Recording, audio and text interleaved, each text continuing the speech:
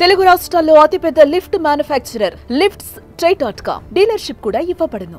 State bank of India కస్టమర్లకు UPI mobile internet banking సేవల్లో అంతరాయం ఏర్పడింది. ఇవాళ ఉదయం యూపీఐ ద్వారా ఎస్బీఐ యూపీఐ ఖాతాలకు డబ్బులు పంపించే ప్రయత్నం చేస్తుంటే సమస్య అయితే ఉత్పన్నమైంది.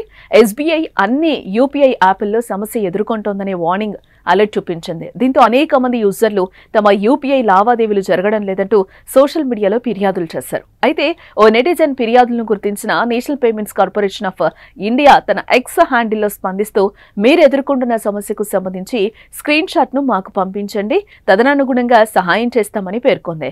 మరోవైపు ఫైనాన్షియల్ ఇయర్ క్లోజింగ్ యాక్టివిటీ వల్ల కొన్ని గంటల పాటు డిజిటల్ బ్యాంకింగ్ సేవలు అందుబాటులో ఉండవని వెల్లడించింది.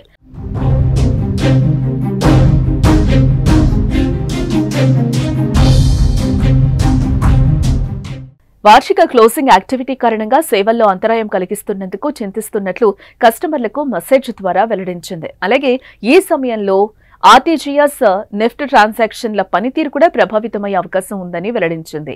అలాగే యూపీఐ లైట్ విషయానికి వస్తే ఏప్రిల్ 1 నుంచే యాక్టివ్ మొబైల్ నెంబర్ రూల్స్ మారుతున్నందున కొంతమంది అంతరాయాలను ఎదుర్కొనే అవకాశం ఉందని తెలుస్తోంది.